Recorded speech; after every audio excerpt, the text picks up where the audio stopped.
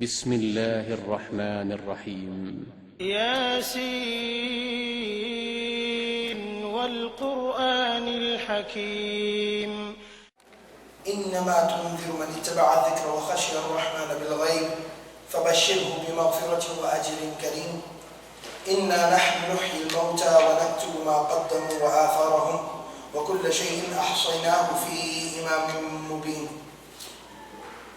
الحمد لله رب العالمين والصلاة والسلام على سيد المرسلين وعلى آله وصحبه ومن تبعهم بإحسان إلى يوم الدين وبعد. So the previous 10 ayat that we've studied, the first 10 ayat of Surah Yaseen, just to briefly recap, because these last two ayat are the conclusion of the first part of the surah, or the first passage of the surah. Allah subhanahu wa ta'ala of course begins by swearing by the Quran, and because he bases the credibility of the following statement upon the wisdom, the profound wisdom and the authority of the Quran, and that is that Muhammad sallallahu alaihi wasallam, you most definitely are from amongst the messengers, those sent by Allah subhanahu wa ta'ala. Ala surat al-mustaqim, guiding to the straight path, guiding to the path that leads to Allah subhanahu wa ta'ala. And once again we talked about all the implications of how this is exactly stated.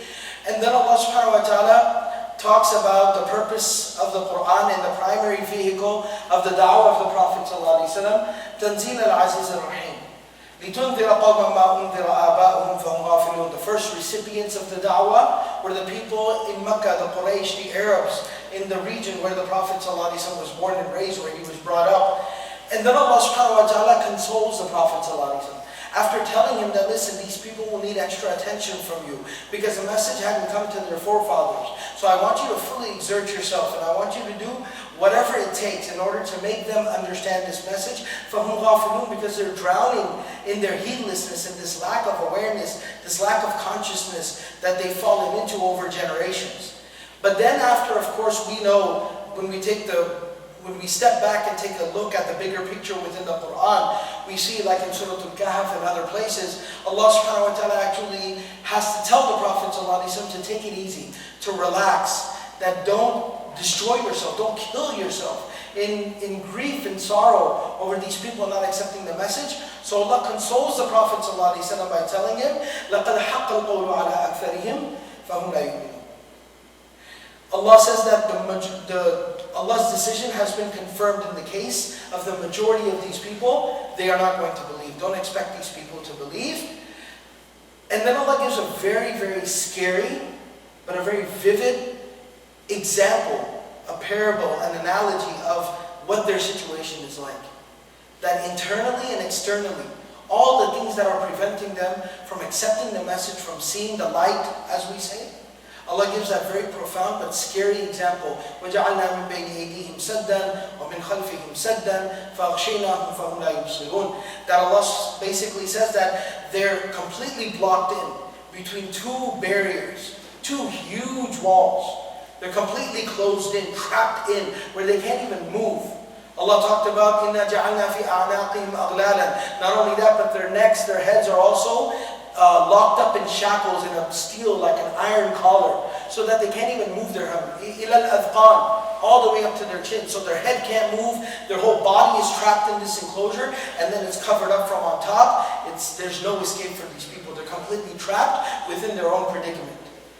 Now Allah subhanahu wa ta'ala in these next two ayat tells the Prophet ﷺ, okay, if that's the situation of the majority of the people, لَا يُؤْمِنُونَ, these people are not going to believe, and this is their predicament, their situation, then who's going to accept the message?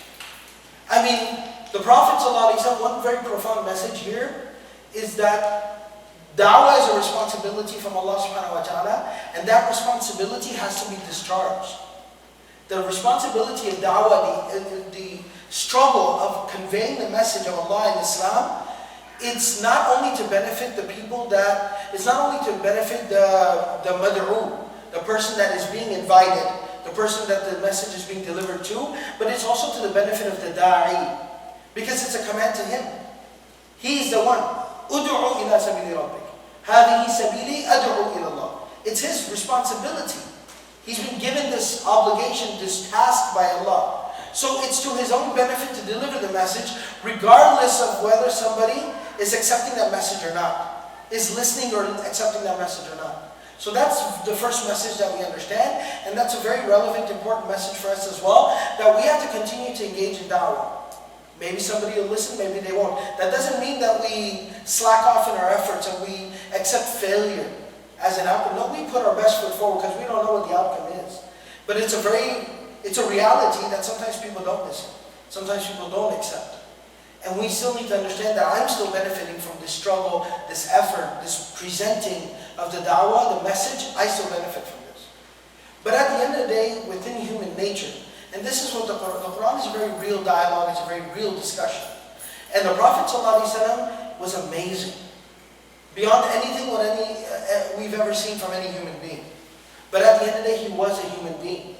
And every human being at least wants to see some results, needs some form of validation, needs to be vindicated in some form, some fashion, some way, somehow. It has to happen. What I'm doing has to mean something. It's got to bring about some change. And that's what Allah addresses in ayah number 11. إِنَّمَا تُنذِرْ, that most definitely you are, or rather innama when it comes into this form, it also serves the purpose of hasab. That you are only, in actuality, in reality, you are only warning مَنِ اتَّبَعَ الذِّكْرَ, the one who has followed the reminder. The one who has followed the remembrance, the reminder. Now what does that exactly mean? Al-dhikr, the remembrance or the reminder, that actually points to the Quran. The Quran, time and time again, in the Quran itself, is described as dhikr. وَلَقَدْ يَسَّرْنَا الْقُرْآنَ لِلذِّكْرِ إِنْ هُوَ إِلَّا ذِكْرٌ لِلْعَالَمِينَ لَتَذْكِرَةٌ لِلْمُتَّقِينَ. So it's been described as dhikr time and time again, the Quran, and the fact that it's in its proper form, al-dhikr, is even more evidence of the fact that this is pointing specifically towards the Quran. So the one who will follow the Quran, ittaba, will follow, literally means to follow. Now what does it mean to follow the Quran? Another place in Surah Zumar, Allah subhanahu wa ta'ala, I gave a lecture on this last Ramadan, where Allah subhanahu wa ta'ala tells us, الَّذِينَ يَسْتَمِعُونَ الْقَوْلِ, they are the ones who listen very attentively, very carefully to that what is said, the Quran, فَيَتَّبِعُونَ أَحْسَنَهُ, and then they follow it in the most excellent fashion, in its most excellent form. They follow up with it. They follow on top of it. Meaning, they don't just sit there and listen to what you have to say, but they listen to it, they understand it, they internalize it, and they go out there and they live it. And the scholars even add the fact that then they invest themselves into further spreading it. So the Quran is presented, the reminder is presented to someone, he listens to it, understands it, internalizes it, lives it, acts on it, and then goes and shares it with others. That is what ittiba'u al-dhikr is. That is what the real following of the Quran is. So that is living the Quran. So the one who has lived the Quran, that's the one that you're actually out there working for. That's the one that you're reminding. That's the one that you are warning. That's the one that, for whose sake you're putting the struggle in. وَخَشِيَ الرَّحْمَنَ بِالْغَيْبِ. But that's not it. This person has a second, very, very exemplary quality. And that is وَخَشِيَ الرَّحْمَنَ بِالْغَيْبِ. Khashya, that he fears, he is overwhelmed by Ar-Rahman. And this is of course referring to Allah subhanahu wa ta'ala. Now this in and of itself is an interesting combination. To fear Rahman, to feel overwhelmed by Ar-Rahman. Rahman, we know, means the one who's abundantly merciful. And so the first question is, why not say وَخَشِيَ اللَّهِ إِنَّمَا يَخْشَى اللَّهَ مِنْ عِبَادِهِ الْعُلَمَاءِ. Why not say Allah? Why say Ar-Rahman? The first thing is that by saying Rahman, it automatically reminds the listener, the reader, the person hearing this message, when he hears the word Ar-Rahman, and he thinks of all the abundance of Allah's mercy in his life, it makes him feel a sense of obligation. A sense of obligation. You know, that's why I always give this example. When your mother tells you to take your younger brother somewhere, take him to the park, and you say, no, I don't want to take him. And then when she's not pushing you, when she's trying to level with you, reason with you, she doesn't say, you won't take Abdullah to the park? She says, you can't even take your own little brother to the park? Or when your mother's asking you to do something, your father's asking you can't even do that for your father, for your own mother? The reason why mention the title, the relationship, the status, is to make you feel a sense of obligation. That is kind of sad. That I can't even do that for my own brother, for my own mother, for my own father, for my own uncle. So Ar-Rahman, He's the one who's had so much mercy on you. He's blessed you with everything you have. It makes you feel that sense of obligation. The second thing by mentioning Ar-Rahman is the fact that there's no contradiction between the two. Because Ar-Rahman, if it means the one who's abundantly merciful, then He's given us everything we have. He's given us so much that it's His right upon us. We should feel obligated that we need to be aware of Him. We need to fear disappointing Him, letting Him down, as they say. So وَخَشْيَ الرَّحْمَنَ بِالْغَيْبِ. Bil-ghayb. Ghayb, of course, means unseen. That which is not present, absent. So they fear Ar-Rahman, their Lord, who is abundantly merciful, Allah, even in ghayb, in absence.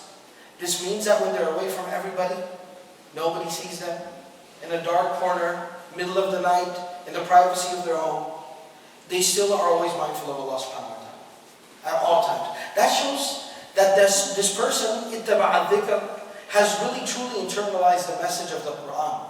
This means that this person is actually living it now. That even in the darkest, most secret, most private moments of his life, he never is heedless or unaware of the fact that Allah subhanahu wa ta'ala, who is Ar-Rahman, who's given me everything that I have, He's watching me.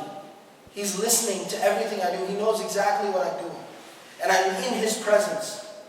And so I need to be mindful and watchful of the way I'm living my life. فَبَشِّرْهُ بِمَغْفِرَةٍ وَأَجْرٍ كَرِيمٍ. So Allah says, now it comes into command form. He tells the Prophet ﷺ, so give these people the good news of maghfirah, complete forgiveness. Maghfirah is the larger form of the word. So it means complete forgiveness. وَأَجْرٍ كَرِيمٍ, and a most generous, noble reward. So two qualities are mentioned for these people. اتبع الذكر, they lived the Quran. وَخَشْيَ الرَّحْمَنَ بِالْغَيْبِ, and they were constantly mindful and overwhelmed by the presence of their Lord, Allah subhanahu wa ta'ala, Ar-Rahman, even in those moments of secret and quiet and absence. So two qualities it mentioned and two rewards it mentions for them as well, two promises. Maghfirah, complete forgiveness, in exchange for living the Quran. Because when we live the Quran in the life of this world, this will result in washing away, wiping away, cleansing of all the mistakes, the sins, everything wrong that we do in this life. And when that person starts reaching that higher level of iman, of taqwa, where that person is mindful and even overwhelmed, fearful of Allah subhanahu wa ta'ala in all times, in all situations, even in the most secure private moments of his life, then that results in ajrin kareem, the most noble and generous reward. And that, of course, is talking about the life of the hereafter. That is Jangda. That's paradise. Next ayah, Allah subhanahu wa ta'ala, ayah number 12, He says, إِنَّا نَحْنُ نُحْيِي الْمَوْتَى وَنَكْتُبُ مَا قَدَّمُوا وَآثَارَهُمْ وَكُلَّ شَيْءٍ أَحْصَيْنَاهُ فِي إِمَامٍ مُبِينٍ. Allah subhanahu wa ta'ala begins the ayah by saying, إِنَّا نَحْنُ. There's repetition here that most definitely we and only we. There's exclusivity that's being emphasized here. That only we and only we. That Allah is basically saying, Allah is the only one. نُحْيِي الْمَوْتَى. We will revive the dead, those who have died. So now what does this refer to, reviving of the dead? So there's two different meanings that we can take from this. This has two different layers to it. The first possible meaning of this is the obvious one. It's reaffirming that belief in the life of the hereafter that I talked about before. And it's saying that on the day of judgment, these people will be resurrected. They'll be brought back to life. Because this was the number one objection from the mushrikeen, from the disbelievers. Number one objection was, how? This is not possible. How is that possible?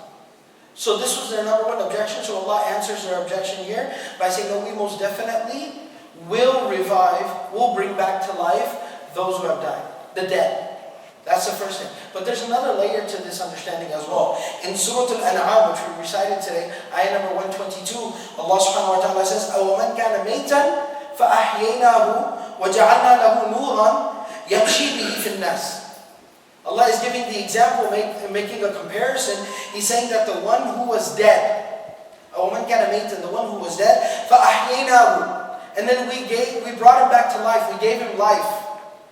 وَجَعَلْنَا لَهُ نُورًا, and we made for him a light. يَمْشِي بِهِ فِي النَّاسِ, he used to walk around with it. Literally with it, when it comes with the letter ba, it's lil-insaq. Like literally, it's like in his hand, like when you have a flashlight walking around. He could walk around with that nur amongst the people. Yamshi bihi fil nas. So this is referring to somebody who was unaware of Allah, did not have iman in his heart, was living his life in kufr or shirk, and then Allah gave him iman. Allah blessed him with tawheed, iman. And his heart came alive. As the Prophet ﷺ says, مَثَلُ الَّذِي يَذْكُرُ رَبَّهُ وَالَّذِي لَا يَذْكُرُهُ كَمَثَلِ الْحَيِّ وَالْمَيِّتِ, from the hadith of Tirmidhi. That the one who remembers Allah and the one who does not, their example is like the living and the dead.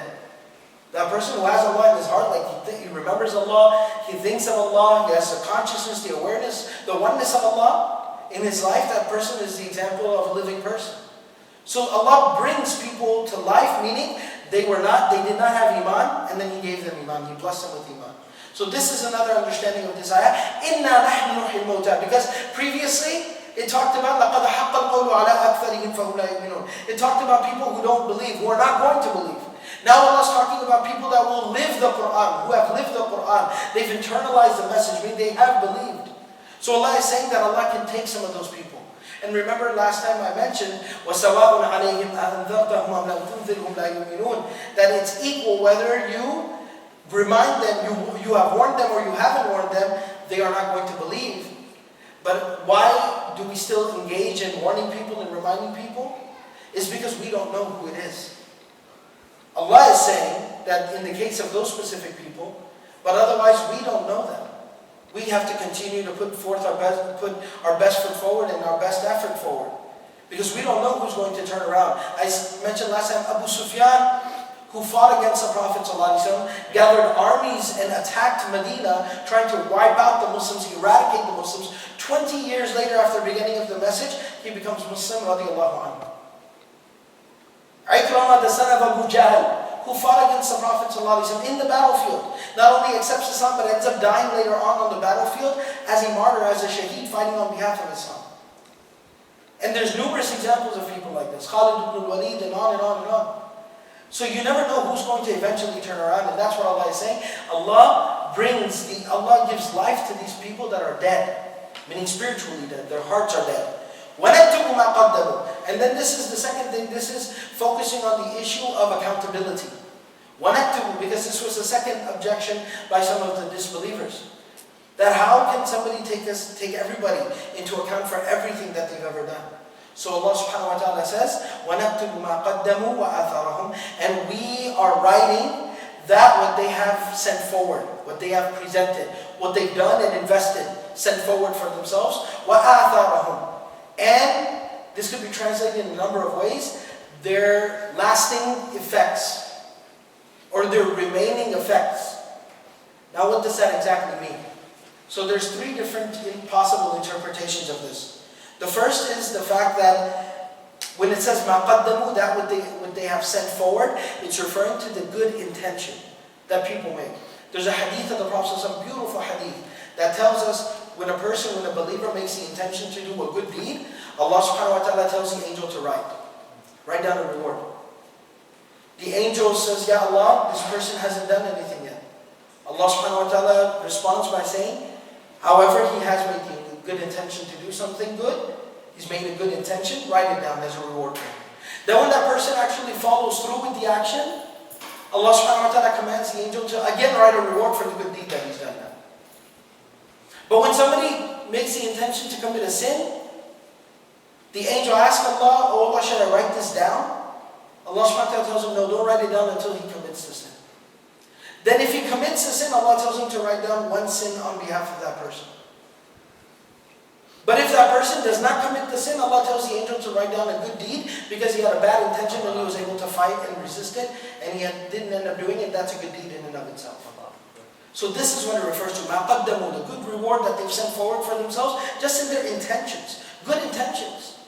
Allah says in Surah Surah, مَنْ كَانَ يُرِيدُ حَرْثَ الْآخِرَةِ نزل له في حرثه. Notice he doesn't say من عمل. من كان يريد حرث الآخرة. No, من كان يعمل للآخرة.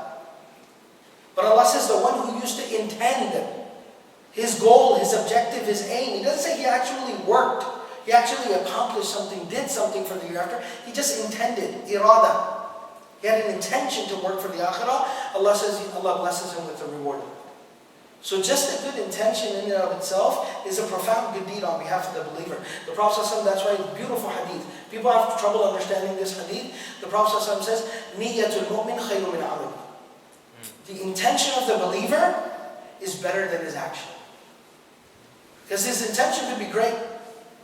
Based on this hadith, the scholars, they write that, let's say everybody here sitting in this room made a firm, solid intention to memorize the Quran. I am going to become a hafiz. Not just for the sake of saying it. They made an intention, I'm going to memorize the Quran. And they started memorizing one ayah every single day. One ayah every single day. And they died before they got anywhere near completing it. Based on that firm, sincere intention that person had, Allah will raise him on the Day of Judgment amongst the Huffaz. Allah will raise him as a hafiz of the Quran. That's the reward of a good, solid intention. وَقَدَّمُوا مَا قَدَّمُوا وَآثَرَهُمْ. And then the athar, the after effects, if you will, are the actual good deeds and actions that a person actually carries out. He made the good intention and then he actually was able to carry out some of those good intentions. وَنَكْتُبُ مَا قَدَّمُوا وَآثَرَهُمْ. The second possible understanding of this part of this ayah is وَنَكْتُبُ مَا قَدَّمُوا refers to the good deeds that people do. Good deeds that people do. وَآثَارَهُمْ, the after effects of the good deeds are what? There's a hadith of the Prophet ﷺ that tells us مَنْ سَنَّ سُنَّةً حَسَنَةً فَلَهُ أَجْرُهُ وَأَجْرُ مَنْ عَمِلَ بِهَا. Whosoever starts a good practice, he will get the reward of it, and the reward of anyone who will act on it, will continue to do that good deed from there on out, that person will get the reward of it. So if you started a good practice, you were the first one in your family to go for Hajj. You were the first one in your family to go for Hajj. After that, then your brother said, I should go for Hajj. Your sister said, I should go for Hajj. And now all the rest of your family members ended up doing Hajj. You not only get the reward of your Hajj, you get the reward of everybody else in your family who does that Hajj. So that's part of leaving a good effect. There's another hadith of the Prophet ﷺ that also tells us that إِذَا مَاتَ إِبْنُ آدَمْ إِنْقَطَعَ عَمْلُهُ إِلَّا مِنْ ثَلَاثٍ. When the human being dies, his actions cease, they're finished, they're cut off, except for three things. What are those three things? Sadaqatun jariyah, perpetual charity, building of a masjid. You do something that continues to benefit people long after you're gone. أو علم ينتفع به, or knowledge that people continue to benefit from. That benefit is derived from that knowledge. You taught somebody something. You spread some education. You arrange for some education. And people continue to pass on that education, that knowledge, that understanding of Islam, that ilm, you continue to benefit from it. That's why teaching and learning of Islam, and specifically Quran, is called, those are the best people in our community. خَيْرُكُمْ مَنْ تَعَلَّمَ الْقُرْآنَ وَعَلَّمَهُ. And then the third thing is وَلَدٌ صَالِحٌ يَدْعُو لَهُ, which is also leaving behind a good effect, a good contribution to society, and that is leaving behind a righteous, pious child, يَدْعُو لَهُ, who continues to make dua for their deceased parent. So leaving behind a righteous, pious child. So this is what's meant by after effects. That they not only get credit, Allah is not only writing down that which they have done themselves in good deeds, but the after effects of their good deeds will also be written down for them. So when Ammar ibn Yasir radiallahu anhuma was the first one who built a masjid with his bare hands from this ummah, every single masjid that's been built all over the world throughout 1400 years, he has a share in the stake and the reward of all the masajid all over the world, everywhere. That's leaving behind a good effect. And then the third possible understanding of this part of the ayah, وَنَكْتُبُ مَا قَدَّمُوا وَآثَارَهُمْ, is, of course, a person will, Allah says, وَنَكْتُبُ, we are writing down, مَا قَدَّمُوا, that which they have presented, meaning good deeds, meaning deeds, good or bad. يُنَبَّأُ الْإِنسَانُ بِمَا قَدَّمَ وَأَخَرَ. Every human being will be made fully aware of that which they sent forward and that which they left behind, they pushed back, they stayed back from. So every person, all of his deeds, all of his actions are being written down. وَآثَارَهُمْ, what's meant by that after effects again? There's a hadith of the Prophet ﷺ, an incident from the life of the Prophet ﷺ that the scholars quote here. It makes us understand exactly what's being talked about. There were a people who lived on the outskirts of Medina, lived a little bit of a distance away from the Masjid of the Prophet ﷺ, the tribe of Banu Salima. They were good people. They accepted Islam when the message first arrived in Medina. They were some of the first people who welcomed the Prophet ﷺ to Medina, and they were strong supporters of the Prophet ﷺ and the Muslims and Islam in Medina. Banu Salima. But walking distance, for the people walking to the masjid, their neighborhood was a little bit of a distance from the masjid. And they were, being such good people, they wanted to have the masjid as close as possible. They wanted to be at the masjid as much as possible.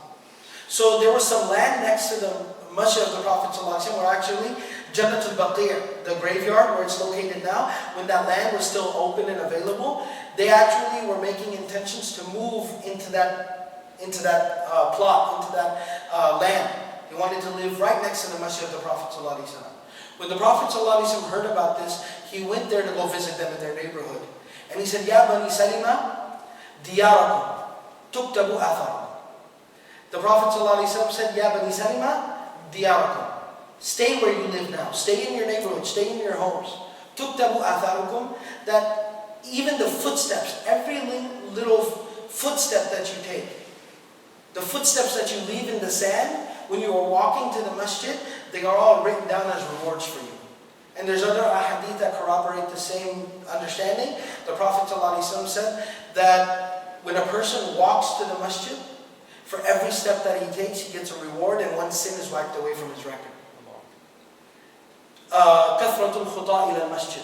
The Prophet ﷺ said this is like guarding the boundaries of the land of Islam. One of those things is to take many, many steps in going to the masjid.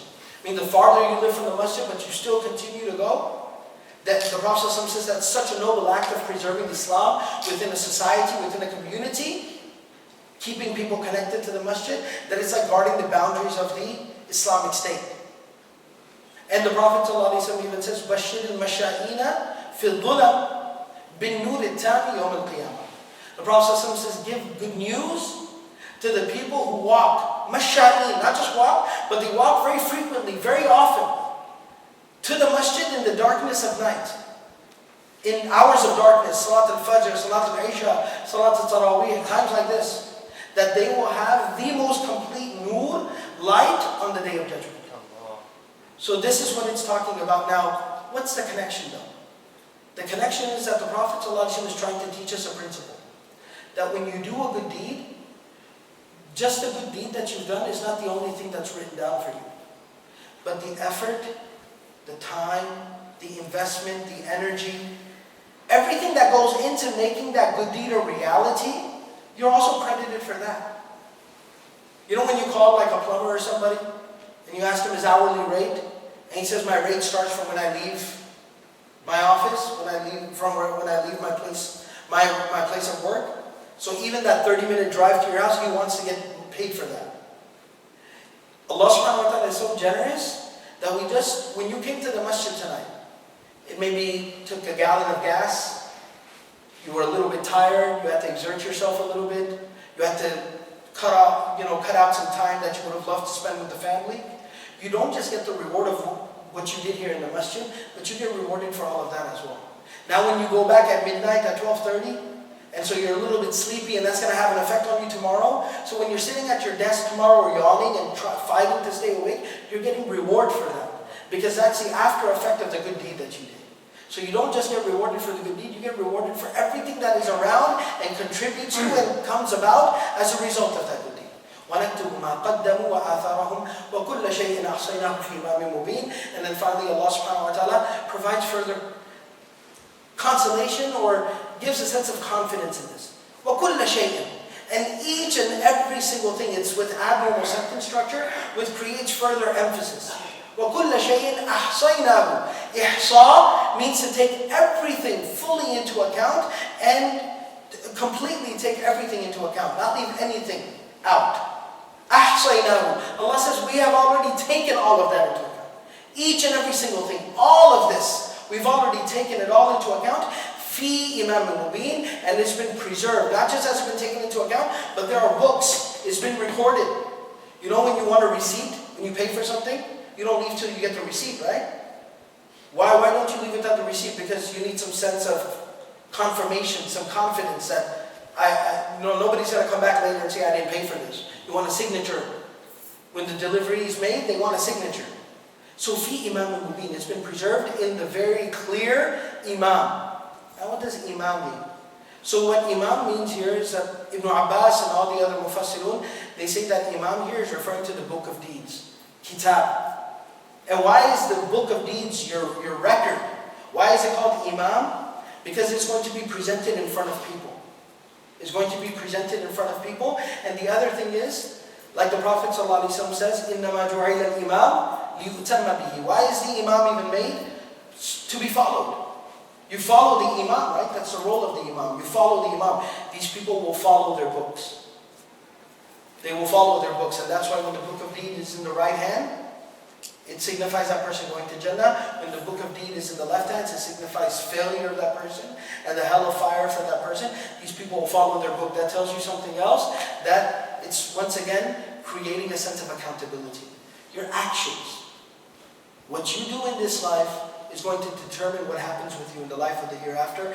You know, sometimes when we talk about the insignificance of this life, وَمَا هَذِهِ الْحَيَاةُ الدُّنْيَا إِلَّا لَهْوٌ وَلَعِبٌ. Allah is trying to let us know that, look, people are wasting their time in this life, and making this life the end all and your sole objective it's a waste of time. You're living in delusion. But there is a great significance to this life as well. That our status, our result, what happens with us in the life of the hereafter, depends on what we've done in this life. Teaches you to live life responsibly with a sense of accountability. What you do in this life will be your Imam in the hereafter. And you'll be following exactly whatever you've set forward for yourself in the life of the hereafter. وَكُلَّ شَيْءٍ أَحْصَيْنَاهُ فِي إِمَامٍ مُبِينٍ. Inshallah, we'll go ahead and stop here. We'll pick up from here tomorrow. Just a little caution, or a little bit of a warning, or some advice for the brothers and sisters who are trying to keep up with memorizing the ayat that we're studying. We just completed ayat number 12. It's starting to just get to that level where it starts to seem like a little bit too much to maybe quickly memorize all at once. So inshallah, if you're a little bit lagging behind in the memorization, you're around ayat number 6 or 7, try to as much as possible. We're going to be picking up the pace a little bit. We're going to do about 4 ayahs every day, so you don't want to get left behind. This is a good goal and a good target that inshallah everybody's a good intention they've made for Ramadan. So when Ramadan's finished, you have the surah memorized, and you've also, alhamdulillah, studied the tafsir of it in detail as well. So inshallah, if you're lagging behind a little bit in the memorization, try to catch up inshallah. Jazakumullah khairan. Subhanallah wa bihamdihi, subhanakallah wa bihamdik. Nashhadu la ilaha illa anta nastaghfiruka wa natubu.